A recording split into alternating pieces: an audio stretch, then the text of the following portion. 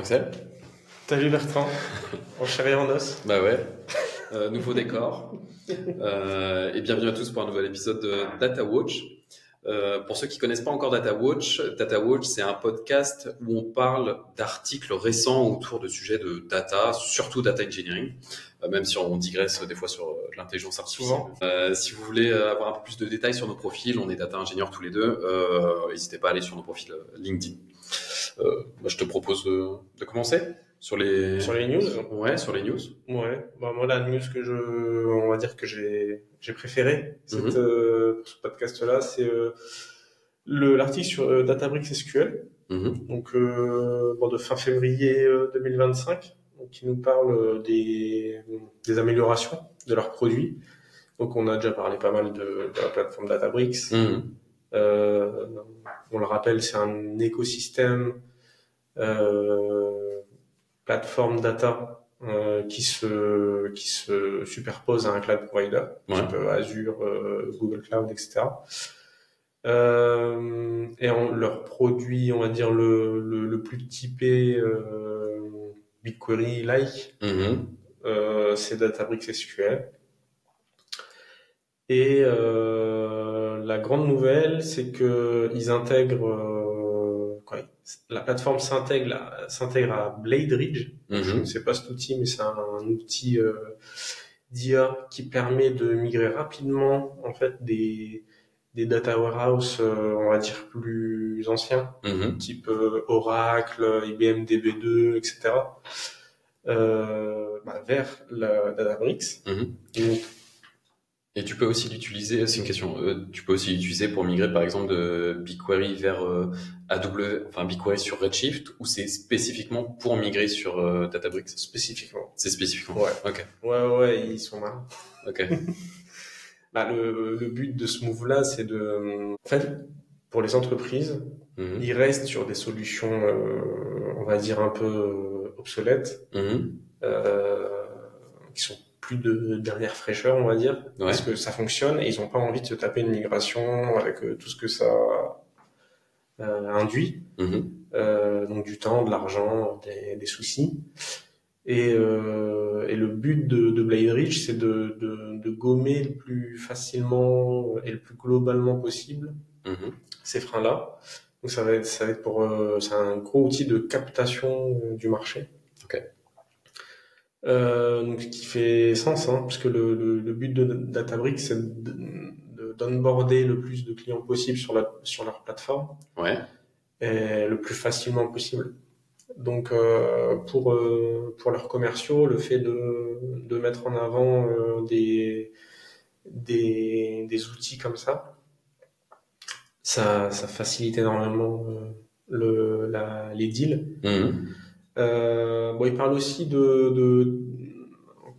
à part Blade Bridge, c'est des nouvelles fonctionnalités. Il y a pas mal de features sympas pour ceux qui connaissent, qui font beaucoup de discovery et d'analyse sur un outil type BigQuery. Je pense toujours BigQuery parce que c'est celui qu'on utilise et qui est énormément utilisé. Donc il y a des choses sympas comme les résultats multiples. Tu sais, sur BigQuery, tu es toujours obligé d'ouvrir de nouveaux onglets pour avoir ton résultat. Alors que là, en fait, tu peux avoir directement plusieurs résultats dans ton... Ça, c'est bien. Ouais, ça c'est un petit... C'est une petite feature, mais qui est ultra utile, je trouve, en daily, pour ton travail quotidien. Moi, j'utilisais pour d'autres bases de données, j'utilisais Dbeaver. Je sais pas si tu connais. Il fait ça. J'utilise aussi. Après, sur Dbeaver, t'en as vite beaucoup. Du coup, il y a un problème de trop peu et un problème de trop. Donc, faut bien doser. Mais moi, je me rappelle sur Teradata aussi, je pouvais avoir au bout d'un moment atteindre la limite, 99 résultats. Ah ouais. Ouais. En fait, ça va tellement vite de debug en run niveau 3. Donc quand tu cherches la petite bête, tu peux la chercher longtemps. Ça c'est sympa. Il y a du filtrage avancé. de la fluidité aussi, changement d'onglet plus rapide, Ouais. rechargement plus rapide, etc.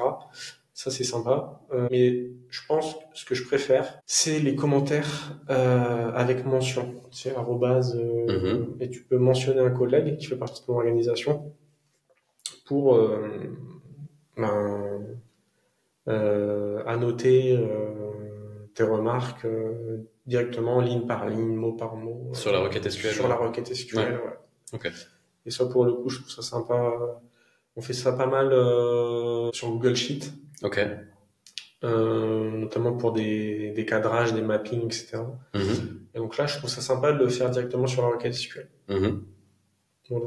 Ouais, clairement. Ça fait plus d'interaction avec les autres. Ouais. Ouais. Puis c'est plus. Moi, ce que j'aime bien quand je travaille, et je pense pour la plupart des gens, c'est avoir une seule source de vérité avec du versionning et on a le moins de bruit possible. Ok. Donc, on n'est pas obligé de switcher de document en document, de Confluence en Jira, en Google Sheet, en Draw.io. Parce que là, du coup, Databricks SQL, c'est vraiment l'endroit où tu exécutes donc ta requête SQL. C'est aussi l'endroit où ta requête est stockée. Ouais. Et tu versionnes aussi cette requête-là au même endroit, en plus de faire les commentaires. Ouais, type un work, je sais plus comment ça s'appelle, workspace dans Dataform. Donc où ton code est versionné via le système classique d'un gestionnaire type code d'un framework type DBT, Dataform. Ok. Tu peux versionner ton code. Ouais. Ok. Ouais, c'est pas mal. Ça marche. J'avais vu aussi sur cette news, donc là c'est pas vraiment de l'actualité, mais j'ai vu que le Gartner Magic Quadrant 2024 avait classé Databricks en leader sur son domaine, en tout cas la data. Je connaissais pas le Gartner Magic Quadrant. Je sais pas si tu connais, mais c'est un outil d'analyse du marché qui est développé spécifiquement par Gartner. J'ai pas noté, mais il y a certains critères à respecter. Et donc il nomme Databricks leader sur son marché. Ouais. Alors le Gartner, je le connais depuis longtemps, parce que même avant quand je faisais du contrôle de gestion, tout ça, il y avait, en fait, dans tous les domaines, ils font ce Magic Quadrant. Ouais. Donc là, on peut le mettre dans le domaine de la data, mais dans d'autres domaines du cloud, dans le domaine, je sais pas, des logiciels comptables. Ils ont plein de catégories. Avec le temps, je me méfie un peu plus, dans le sens où c'est un peu comme les agences de notation type, je sais plus trop leur nom, mais tu sais, ceux qui notent les services clients donnés. Non, la fiabilité des pays, tu sais, par exemple, la France, elle est plus triple A pour le remboursement de la dette. C'est la notation du crédit. Ouais, voilà, de la fiabilité entre guillemets. Il y a Standard & Poor's et il y en a un autre qui est leader. C'est un duopole en fait. Il y en a deux qui notent les pays et les entreprises. Et en fait, on se rend compte que derrière, il peut y avoir aussi du lobby avec des histoires de hausse ou potentiellement aussi comme les études en médecine où c'est l'entreprise qui vend le produit qui soumet les études. Mais ça reste quand même bien de lire le Gartner. Mais il faut pas le prendre au pied de la lettre pour moi. Mais c'est toujours intéressant d'avoir le Gartner pour son marché, en tout cas pour son domaine. Et je trouve, en l'occurrence, que là, ils ont pas déconné, quoi. Databricks, faut dire qu'ils gèrent bien leur barque. Et ils méritent d'être. Alors, je sais pas s'ils sont. Parce que t'as deux. L'abscisse, c'est qualité d'exécution. D'accord. Et leur données, je pense que c'est la vision. Donc je pense qu'ils sont bien au niveau vision. Mais après qualité d'exécution, je pense qu'ils sont encore un peu derrière les Google, Amazon. Il me semble, faudrait re-regarder. Mais en tout cas, moi je trouve ils méritent leur place pas loin des gros qu'on connaît. D'accord. Ok. Pour la deuxième news, tu veux que j'enchaîne sur la deuxième news ou tu fais Ouais. Tu veux parler de laquelle? IBM ou... Ouais, on peut parler d'IBM. Allez. Donc il y avait une news sur IBM qui rachète DataStax pour renforcer donc Watson X et l'IA générative derrière. Clairement derrière c'est pour IBM, je vais parler après de DataStax, mais c'est clairement pour IBM le fait de se renforcer sur la partie NoSQL, partie des données qui sont non structurées pour l'IA générative. Ouais, pour la vectorisation. Exactement. Pour information, DataStax, donc que je connaissais pas, c'est une entreprise qui a été fondée en 2010 et dont le siège est en Californie, un truc comme ça.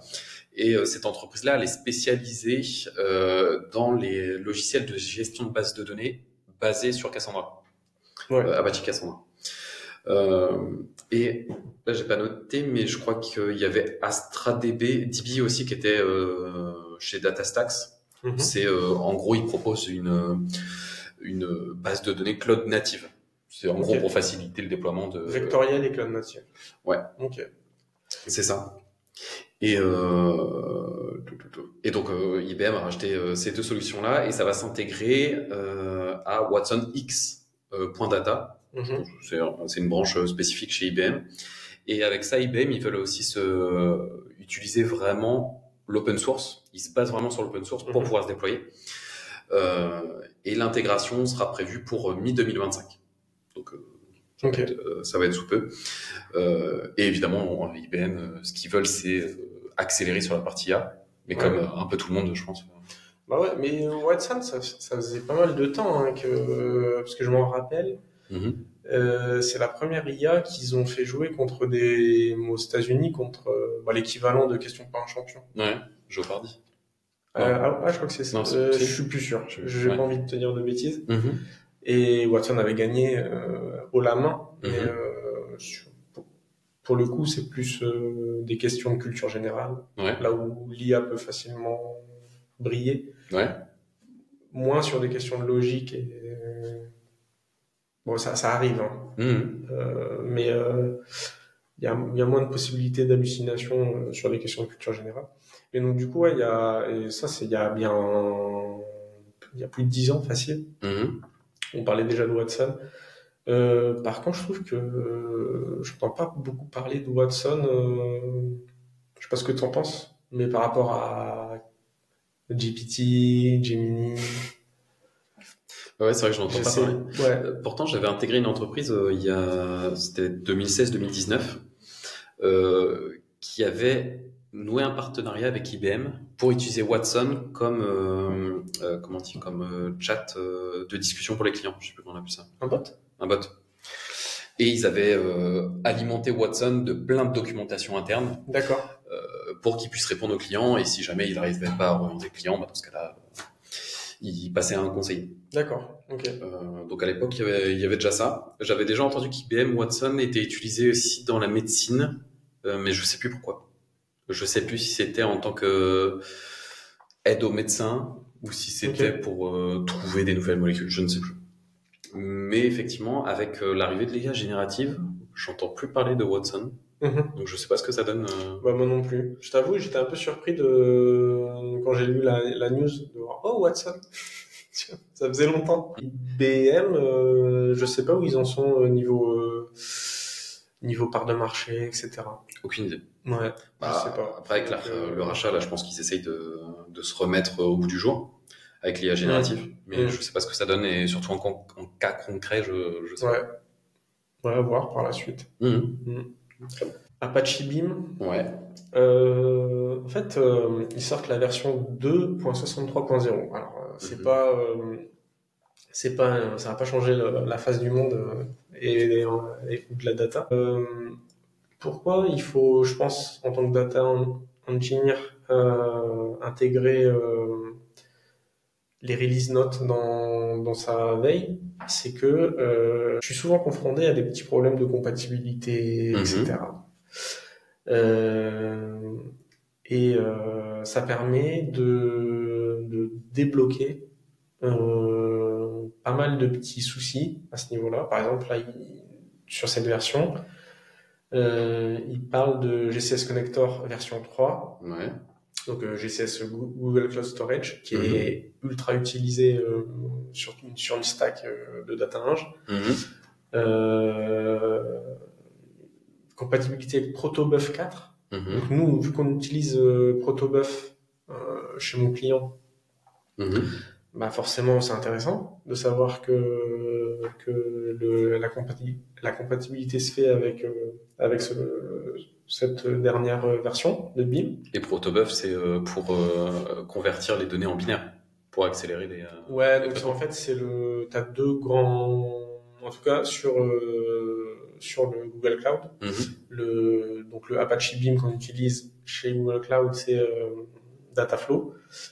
Et il y a deux grands types de fichiers en format binaire et avec le schéma intégré.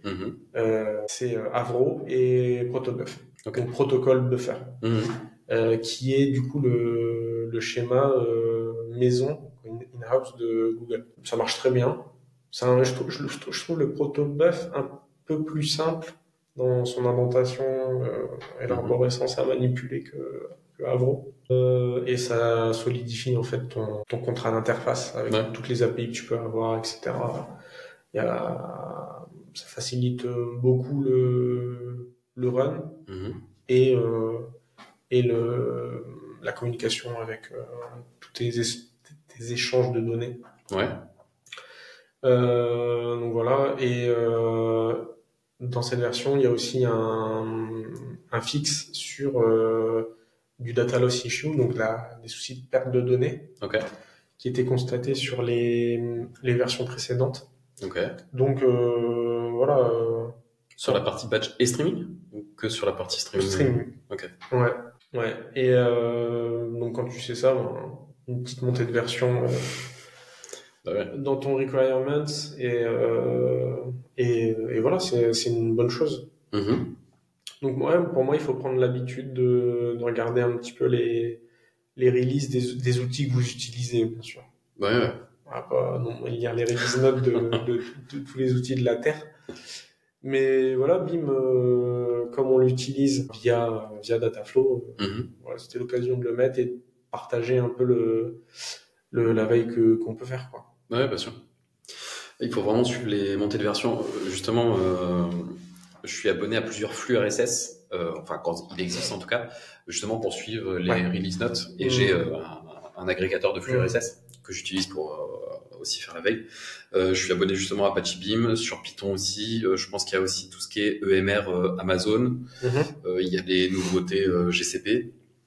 Plein de petits trucs comme ça, et c'est vrai que ça fait gagner pas mal de temps. Au pire, on voit juste le titre pour dire bah ça nous intéresse pas cette release note, on la lit pas, mais si jamais ça peut nous intéresser, effectivement. Carrément. Voilà. C'est vraiment pratique. Donc je conseille exactement de la même manière de. C'est une bonne habitude de voir ça. En quatrième news, justement, c'est une nouvelle feature sur BigQuery, mais à disposition directement dans son interface. Donc c'est une icône sur le côté de BigQuery. Qui permet de monitorer l'utilisation des ressources via des graphiques. Apparemment, ce monitoring-là est basé sur les tables information schéma de BigQuery. Ça m'arrive de l'utiliser principalement, je pense, pour récupérer le DDL. Je crois d'une table, parce que je crois qu'il est dedans pour le create table.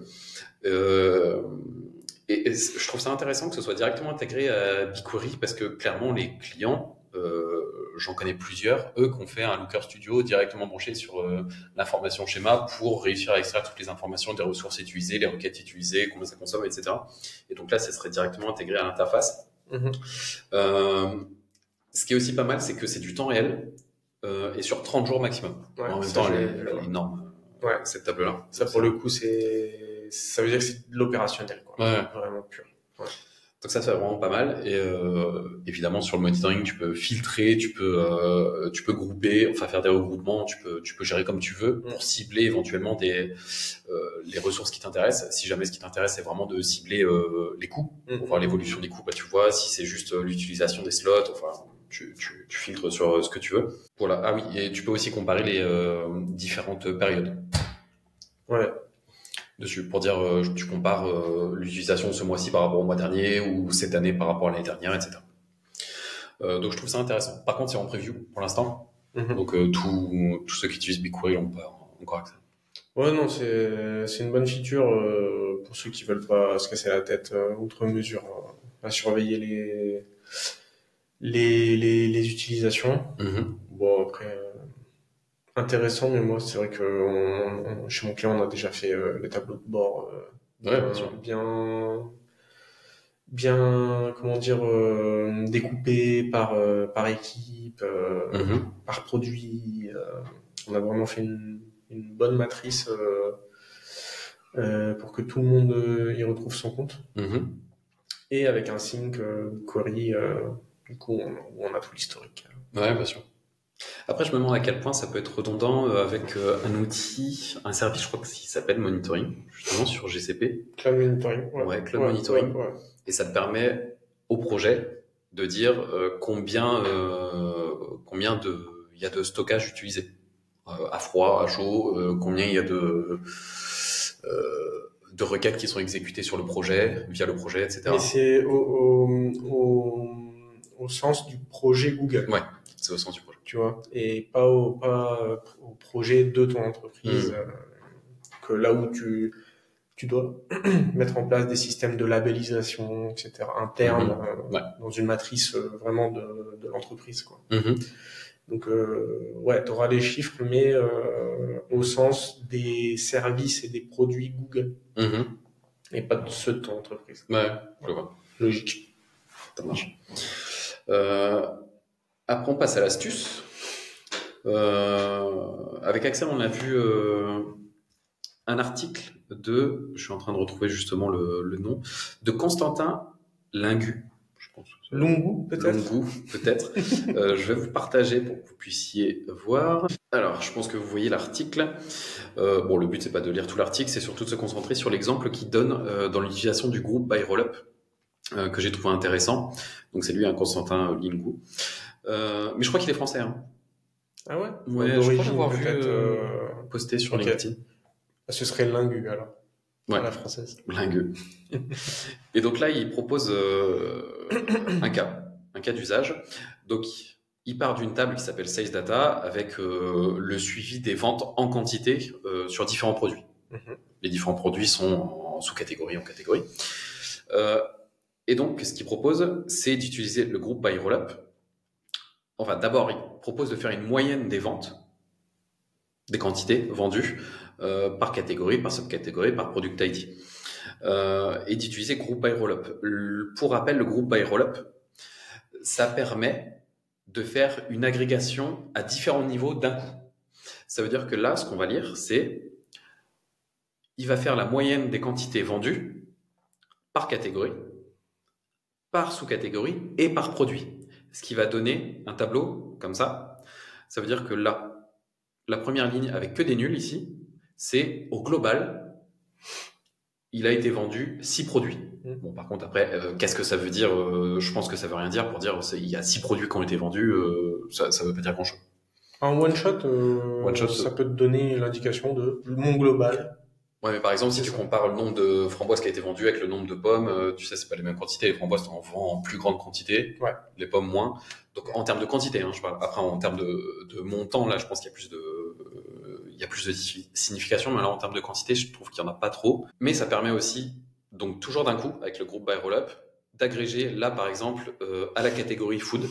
Il donne la moyenne des quantités vendues au food. Donc là, il a fait la moyenne de 5, 7, 2, ici.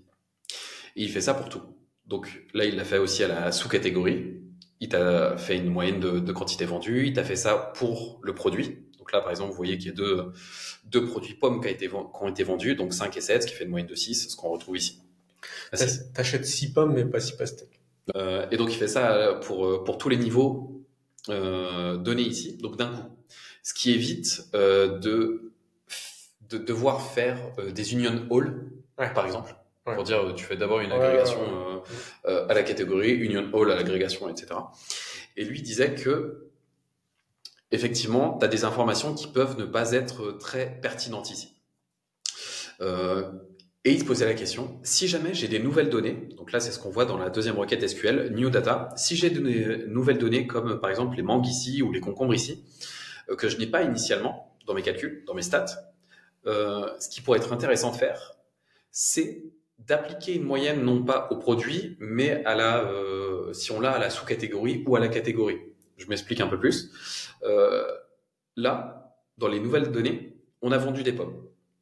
Et donc, ce qu'on veut, c'est afficher la moyenne des pommes qui ont été vendues par rapport aux données avant. Donc, ça veut dire que la moyenne des pommes, on avait vu ici, c'était 6. Donc, ce qu'il veut là, avec les left join, c'est coller le 6 en pommes. Par contre, les concombres font pas partie de nos données initiales. Et donc, on ne sait pas combien est-ce qu'ils ont vendu.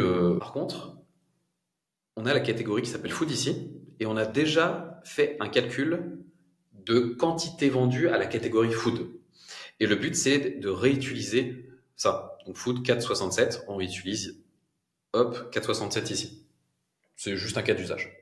Pour dire, si tu n'as pas la donnée, dans ce cas-là, tu vas aller récupérer la donnée à un niveau hiérarchique supérieur. Pour ne pas laisser la donnée vide nulle, pour dire, il y a une grande chance que ça soit vendu à 4,67. Essayer Ouais. de dire si la donnée est nulle, mets-moi une moyenne qui équivaut à... Ouais. Okay. Là, c'est une règle de gestion à faire appliquer par le métier. Ok. Ouais, clairement. Donc, c'est l'exemple qu'il a donné ici en utilisant plusieurs left join. Donc, les left join font référence ici à la table ou à la CTE. Là, il n'a pas explicité ici, mais je pense qu'on peut l'utiliser en mode WIS, en mode CTE ici. Et il le réutilise à chaque fois pour faire les bonnes jointures. Et il fait le coalesce pour dire, alors si tu as l'information produit, tu me la mets, si tu as l'information à la sous-catégorie, tu me la mets, etc. Ouais. Du bon basique SQL. Ouais. Les coalesces, les group by, le group by rollup, donc du coup un niveau un peu plus, je dirais, senior, niveau SQL. Mais ça, il faut vraiment être à l'aise avec toutes ces fonctions, quoi. Ouais, clairement. Parce que Constantin, il partait du principe que c'est vrai que le group by rollup, c'est bien parce que ça fait en une ligne toutes les agrégations possibles. Ouais. Mais qu'est-ce qu'on en fait après? Et donc là, il voulait donner un cas d'usage, comment on pourrait utiliser ces agrégations. Après, je pense que c'est plutôt pour de l'analyse DA, quoi, data analyst. Mais ton métier, c'est plus pour de la discovery, mais après, je pense que ton métier, il va préférer directement visualiser un dashboard, quoi. Je pense que ça peut être pour le discovery ou pour du contrôle, du checking. Je sais pas ce que t'en penses, mais afficher ça à un métier, ça va peut-être lui prendre trop de charge mentale entre deux réunions. Je crois que je l'ai utilisé une fois et c'était juste après avoir fait un post LinkedIn sur Group by Rollup. Et c'était effectivement pour voir un peu comment étaient distribuées mes données sur une table, pour voir est-ce que c'était OK, pas OK. Mais pour de la discovery, c'est top. Ouais. Et c'est tout. Ouais. Et donc voilà, pour l'astuce. Maintenant, l'article principal, c'est un article de... alors, c'est Bits on Fire. Je sais pas qui c'est derrière. Mais c'est le fait que être un data ingénieur, ça craint. Vas-y. Donc oui, effectivement, il y a, je sais pas quelle personne se cache derrière, mais Bits on Fire qui a publié sur Substack un article qui dit que travailler en tant que data ingénieur, ça craint. Pour arriver à ce titre-là, il a utilisé un outil qu'il a lui-même développé, qui s'appelle AutoSERP, donc S-E-R-P en français, .dev, et son outil permet d'aller se brancher sur certains sites, par exemple Reddit, parce qu'on va en parler de là, et d'aller extraire des commentaires de Reddit. Et après, de pouvoir faire une analyse, une classification. Enfin, je sais pas si c'est son outil qui a fait une classification, mais je pense que oui. Parce que quand j'avais été, il y a pas mal de trucs quand même. Ouais, parce que son outil, tu peux lui dire quels sont les mots-cles que tu souhaites. Tu peux même mettre un prompt derrière, donc j'ai l'impression qu'il y a de l'IA générative aussi derrière. Et donc, il a utilisé son outil pour extraire tous les avis sur le métier de data engineer. Et donc, il a découpé son analyse en deux phases. Donc, en une phase, qu'est-ce que les personnes pensent en avantage sur ce métier-là et qu'est-ce qu'ils trouvent qu'il y a comme inconvénient sur le métier. En avantage, sur Reddit, les personnes trouvent que c'est un métier qui permet d'être flexible. Ça te permet de toucher à plein de choses différentes niveau technique. Après, même niveau métier, ça peut te permettre de voir aussi différentes choses parce que tu dois te poser quand même des questions en termes métier quand tu développes. Tu changes de client. Ouais, clairement. Ouais. Donc ça permet de petit à petit, pardon, d'avoir une vision un peu plus macro sur les domaines d'activité et même sur le métier de data ingénieur. Ouais. Ça laisse aussi l'opportunité, enfin plusieurs opportunités de carrière d'évoluer. Donc tu peux rester data ingénieur, monter en seniorité, tu peux devenir lead, tu peux devenir aussi analytics engineer. Enfin, ça laisse quelques Data architecte. Ouais, data architecte. Ouais, exactement. Il dit aussi que les salaires sont attractifs. Enfin, il trouve en tout cas de l'extraction que les salaires sont attractifs. Clairement, ouais, data ingénieur, ça le vend en poupe déjà depuis quelques années et je trouve que les salaires sont pas mal. Comparé en tout cas à l'IT classique, il y a un gap supplémentaire. Ouais, et comparé aussi ce qu'on appelle BI engineer. Ouais. Où là, on va plus être sur du Excel slash dashboard. Mais ce qui est déjà bien, hein. Je veux dire, un métier qui se met à la BI, c'est déjà bien. Mais le data engineer, ouais, il a des compétences plus poussées sur le fait de développer des API, le fait d'optimiser des bases de données. Donc c'est plus technique. Ouais, clairement. Mais moi, je suis d'accord que je trouve limite, je sais pas si c'est bien de dire ça, mais data engineer, il est un petit peu surestimé par rapport à un software engineer. Ouais. Moi, je trouve pas que ce soit plus compliqué que le software engineering, mais c'est un peu mieux payé. Ouais, et le software engineering, tu as quand même plus de compétences en dev qu'un data ingénieur. Je pense qu'en tant que data ingénieur, c'est super important de développer ses compétences en software engineering. Carrément. Et les bonnes pratiques. Ouais, clairement. De ce qu'il a extrait, il trouve aussi que s'il y a une meilleure structuration des équipes, parce qu'après je vais revenir sur les inconvénients, s'il y a une meilleure structuration des équipes, ça permet de réduire aussi les frustrations dans son métier au quotidien. Mais bon, je vais en dire un peu plus après. Et il trouve aussi que le fait d'évoluer sur le métier, donc on parlait de seniorité, le fait d'aller sur l'analytics engineer ou autre, ça permet aussi d'éviter un peu l'épuisement sur le métier, pour pas toujours faire vraiment la même chose. Ouais, ils disent l'épuisement par l'ennui, le bore-out en anglais. Bore-out, ouais, c'est ça. Ouais, et ça, il faut mieux dans notre carrière. Parce que ça peut tomber en fait d'un mois à l'autre. Faut faire attention à ça dans l'approche de son travail. Et c'est aussi, là je digresse par rapport à ça, mais c'est aussi l'avantage d'être en ESN. Parce que ça te permet de changer de mission assez régulièrement. Tu peux même rester 3 ans, des fois plus, mais bon, on va dire qu'en général, tu changes quand même de mission. Ça te permet de renouveler un peu. Et d'éviter de t'ennuyer. Et ça, c'est un avantage de l'ESN. Ouais, puis tu te fais du réseau aussi, tu connais des nouvelles personnes, des autres cas d'usage. Parce que si tu fais de la data chez un gros fournisseur d'énergie, ou chez un client plus petit, une PME, mais ou une scale-up qui a besoin dont le business est fortement centré sur la data. Tu vas pas avoir les mêmes attentes de ton client. Il y en a qui vont être plus sur de l'optimisation, d'autres plus sur de la structuration de l'architecture. Donc ouais, c'est avantage d'être en ESN ou freelance. Ouais, clairement. Parce que je pensais à ça là parce que régulièrement, j'ai déjà entendu ça plusieurs fois, des personnes en CDI dans l'entreprise chez le client final qui disent mais comment ça se fait que t'es encore dans ton ESN, ça fait 20 ans que t'es dans ton ESN, je comprends pas trop pourquoi. Bah ça c'est clairement un argument, c'est le fait de pouvoir changer de mission régulièrement, de pouvoir voir différentes choses, de pouvoir monter aussi en compétences régulièrement, de pouvoir monter en hiérarchie. On parlait de devenir lead aussi data engineer. C'est vrai que ESN on n'est pas condamné à être dev pendant 30 ans. On peut facilement devenir architecte, il peut y avoir de la formation. Bon, après, la question c'est est-ce que ton ESN croit en toi ou pas? Oui, bien sûr. Après, il y en a d'autres qui pourront dire le CDI, tu peux faire pareil, tu démissionnes, tu vas autre part, tu démissionnes, tu vas autre part. C'est une possibilité. Ouais, carrément. Après, en CDI, tu as souvent des incentives dans les groupes que je connais pour que tu restes. Donc, les parts entreprises, etc. Il y a quand même des stratagèmes pour éviter le turnover. Ouais. C'est vrai que le turnover dans le SN, il est accepté. Oh, bien sûr. C'est pas exactement les mêmes stratégies RH. Mmh. Mais on peut trouver son compte partout. Ah oui. On dénigre rien. Mmh. Et dans l'article, il y a une partie donc où il parle des inconvénients. Et dans les inconvénients qui ont été extraits de ces données-là, c'est que le métier de data ingé, il est perçu comme stressant et mal défini. Ouais, ça dépend. Il y a certains clients, effectivement, c'est super mal défini, et donc tu es amené à faire un peu trop de tout, Ouais. et donc ça devient compliqué, et donc ça devient stressant. Ouais. Il y en a d'autres où c'est mieux défini. Tu as une équipe qui est plus mature. Ouais.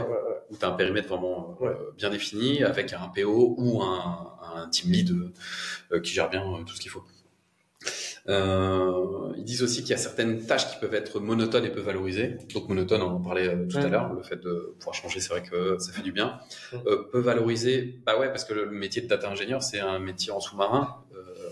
Les métiers, ce qu'ils voient, c'est les dashboards, c'est les data analysts qui font ça. Mais derrière, il y a toute la compétence et tout le travail d'ingénierie pour mettre à disposition les données de la meilleure manière pour qu'elles soient exploitées. Mais ça, il y a peu de personnes qui le voient. Ouais, et puis communiquer en tant que data engineer, c'est une compétence. Ouais. Parce que savoir valoriser l'optimisation de 8% de ta base de données ou de ton API, machin, tout le monde s'en fiche, on va être honnête.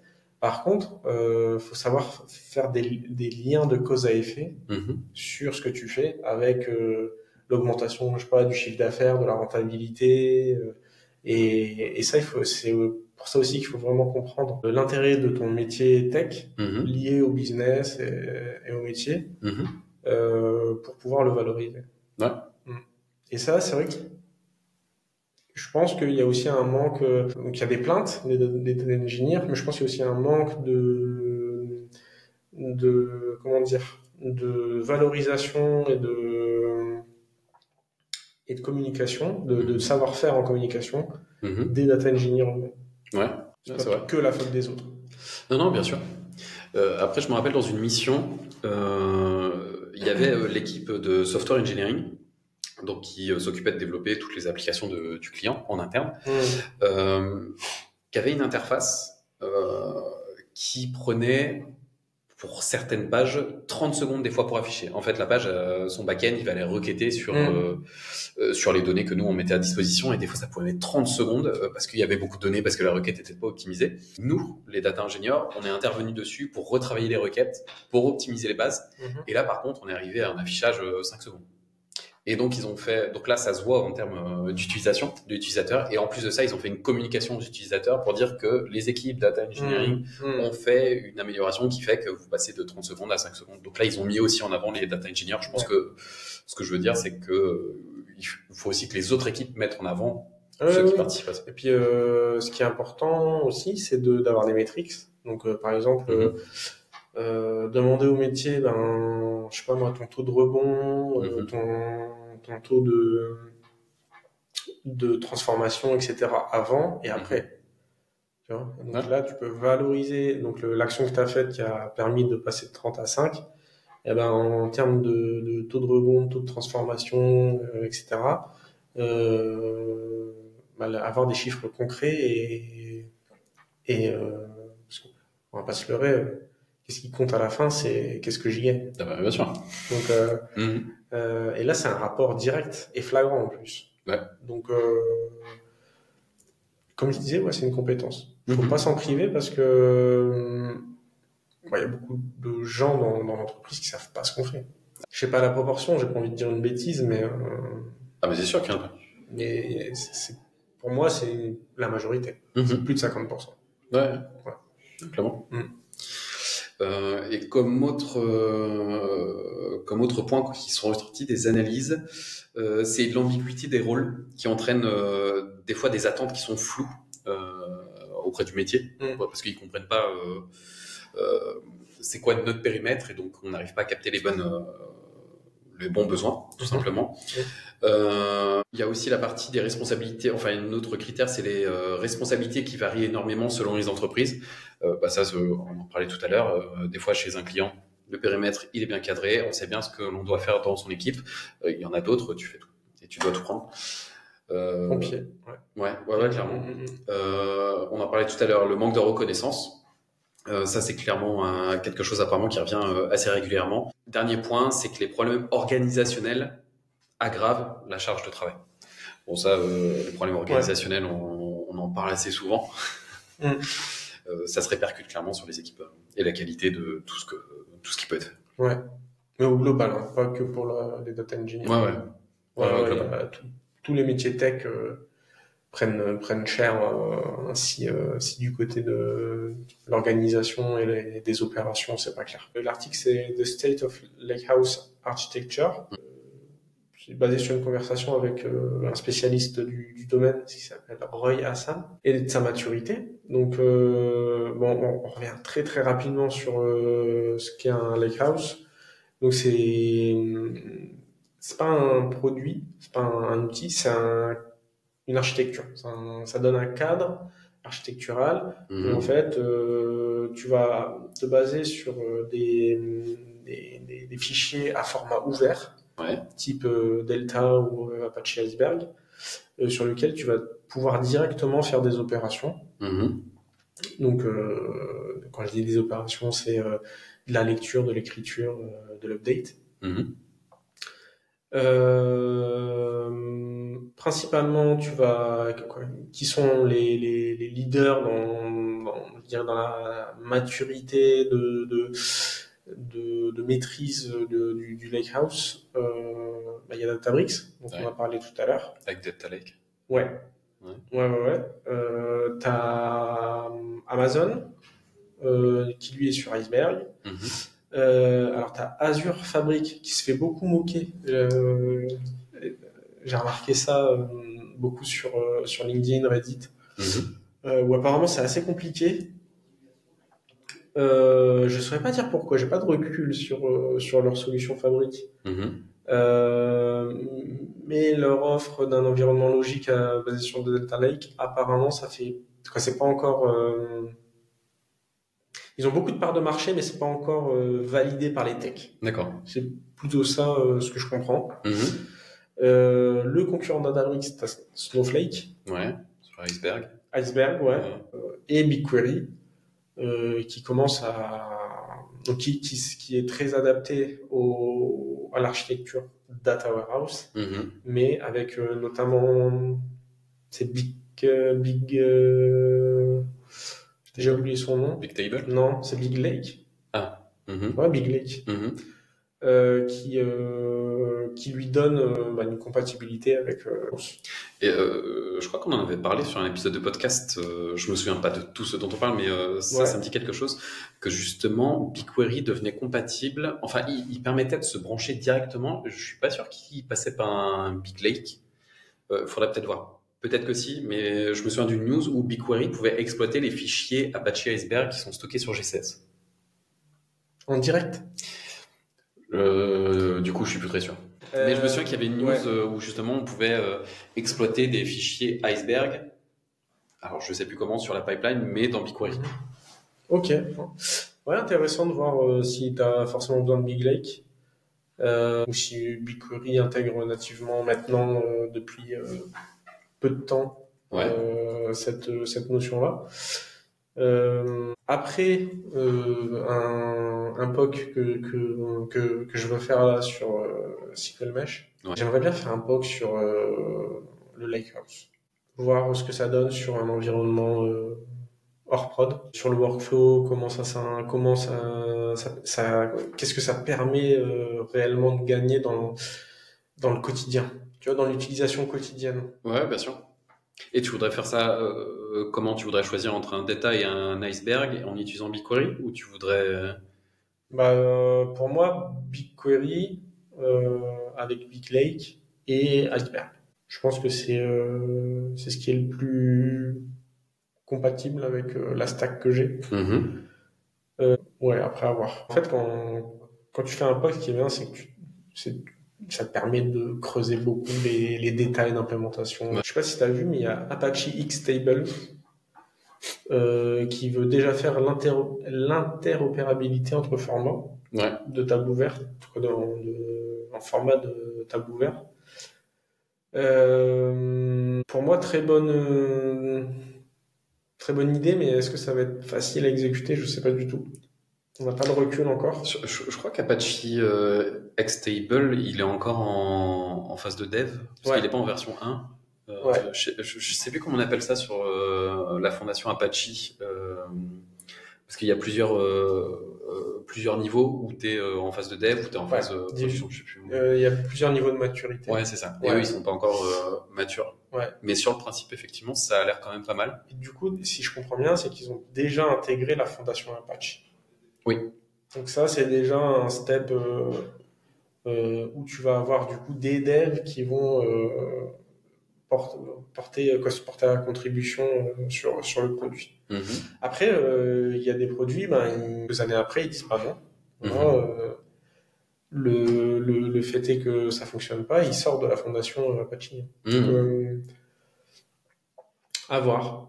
Après, sur l'aspect défi du modèle, c'est j'ai lu la complexité d'abstraction. Ouais. Donc, il faut quand même, je pense, bien maîtriser l'aspect stockage d'objets, c'est le blob, et plutôt que la table classique avec relationnel type Cloud SQL ou BigQuery. Parce que justement, c'est ça, l'abstraction, c'est que quand tu es sur une base classique, tu as juste une requête SQL, tu t'en fiches de comment c'est stocké. Que là, avec Data Lakehouse, là, tu reviens un peu sur les bases, entre guillemets, en utilisant des fichiers, comme tu le disais, des objets. Ouais. Après, je sais pas si ça va loin dans le détail technique, sous-jacent, avec vraiment la gestion même de la mémoire, etc. Peut-être pas, mais apparemment c'est en termes de petits fichiers aussi qu'il faut faire attention. Apparemment qu'il faut gérer ça. Ok. Il faut faire attention sur une certaine configuration que ça te génère pas trop de petits fichiers, parce que du coup si tu as trop de petits fichiers, tes perfs vont être dégradés énormément. Ouais, ça fait sens. Et comme je dis, c'est rien de mieux que de mettre la main à la pâte. Et il y a aussi la standardisation des formats. Il y en a 2 qui sont leaders aujourd'hui. Voir ce que ça donne. Pour Delta et Iceberg, ouais. Et ce qui mettait aussi en avant dans l'article, c'est le fait... le Lakehouse, l'avantage, c'est qu'on évite de trop dupliquer les données, parce que tout est au même endroit. C'est le principe même du Lakehouse. Et ça, je trouve ça pas mal, parce que c'est vrai qu'avant, on avait les bases opérationnelles, on faisait une extraction, on mettait ça dans un lake, après on refaisait une sorte de transformation des données, on faisait un nettoyage pour le remettre dans une deuxième couche, et éventuellement, après, on faisait une troisième couche avec des agrégations, avec d'autres enrichissements, que là, tu as vraiment que au même endroit, parce que tu peux faire de l'opérationnel sur le lake, tu peux faire de l'analytique, donc tu stockes tout au même endroit, tu n'as plus besoin de dupliquer en plusieurs couches tes données. Après, tu vois, Databricks, ils sont en Lakehouse, mais ils sont quand même en médaillon, tu sais, avec le bronze, argent, gold. Ouais. Donc tu peux faire du Lakehouse avec cette architecture, médaillon, avec ce qu'on appelle la golden source, où tu as donc à un même endroit et nettoyé. Mais ça reste sous un format objet en format ouvert. Après oui, nous comme on fonctionne un peu en médaillon, j'ai envie de dire, avec Data Lake, DataWare, DataMart. Mais après on n'a plus le cube. Je sais pas si tu as bossé avec les cubes avant. Et ça pour le coup je trouvais que c'était trop complexe à maintenir, ou je sais peut-être pas assez l'utiliser, mais en termes d'implémentation, à voir. Après, moi, je vois mal comment tu peux ne pas avoir au moins une phase de une duplication. Mhm. Ça voudrait dire que tu processes tes données raw, quoi, brutes. À partir du moment, je pense, quand je disais opérationnel, analytique au même endroit, je pensais à Snowflake parce qu'il met à disposition des bases branchées sur du iceberg qui permettent de faire les deux, qui permettent de faire de l'opérationnel et de Ah l'analytique oui, en on même en avait temps. parlé. Ouais, ouais. Ouais, Et donc là, tu n'as plus besoin déjà de dupliquer la donnée à ce niveau-là. ouais. Rien que déjà ça. Mais effectivement, après, tu as toujours une phase où tu vas vouloir enrichir ta donnée ou l'agréger. Là, c'est un truc différent. Ouais. Ouais, bien sûr. Ouais, ah oui, donc tu es sur du. Bah, en fait, c'est ce dont on parlait, le shift left, où Mhm. en fait, tu ramènes le côté data dans ton software, quoi, La la partie responsabilité. opérationnelle, Mhm. et tu peux faire de la data sur tes bases opérationnelles. Mhm. Ouais. Non, mais il y a plein de plein de bonnes choses qui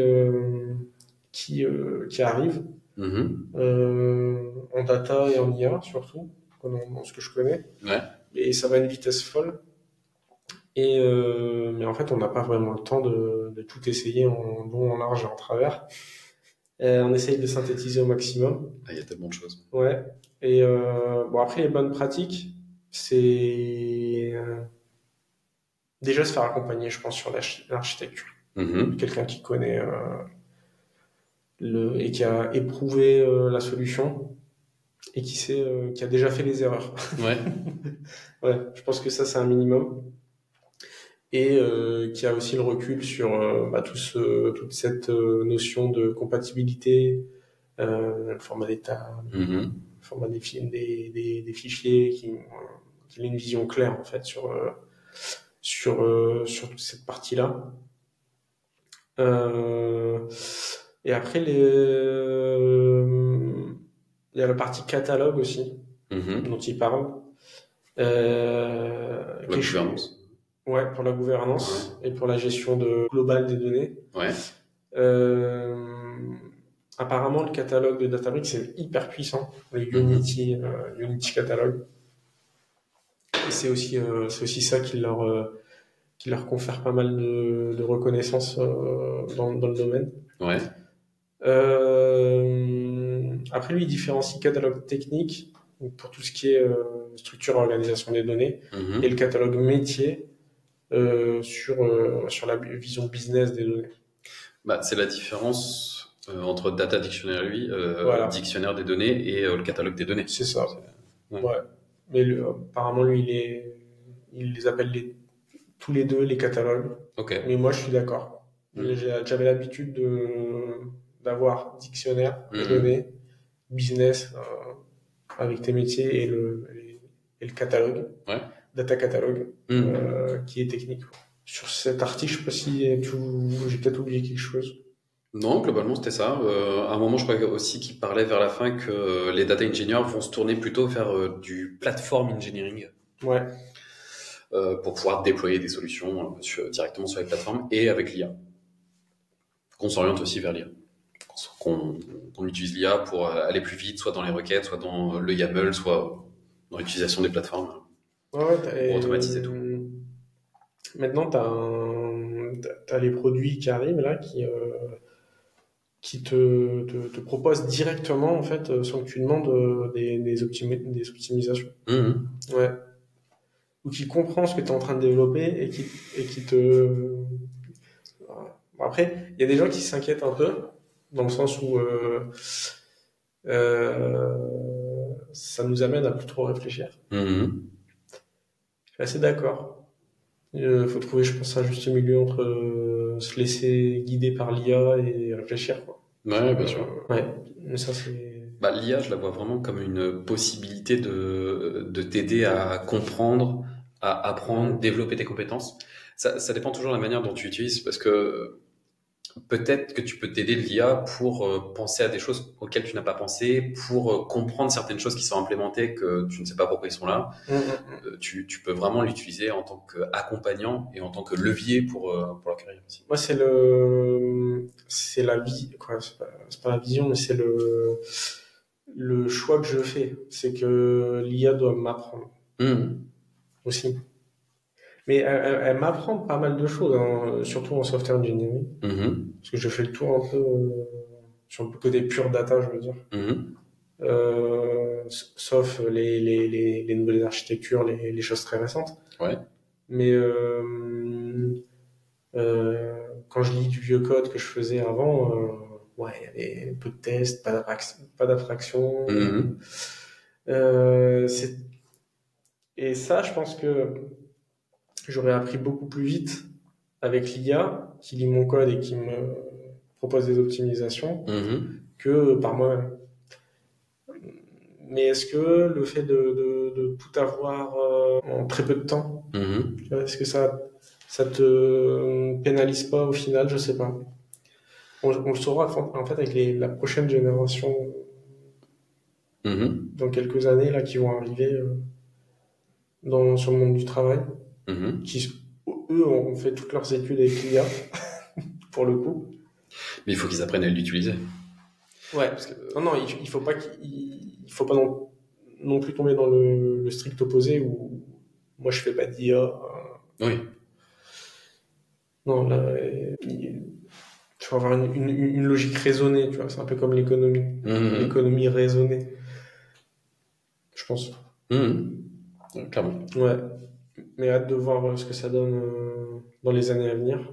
Ouais, et je pense que ça va bouger assez rapidement. Ouais. Quand même. Déjà, en moins de 3 ans, ça a bougé énormément. Ouais, et pas forcément dans le bon sens. Eh bien, merci Axel. Ouais, merci. Si vous souhaitez nous suivre, n'hésitez pas à vous abonner sur les différentes plateformes. On est disponible sur YouTube, sur Spotify, sur Apple Podcast. Si vous souhaitez approfondir certains sujets qu'on a abordés là dans le podcast, vous pouvez mettre des commentaires et on nous fera un plaisir d'y répondre et d'échanger à ce propos. Merci, à bientôt. Ouais, à bientôt. Salut. Salut.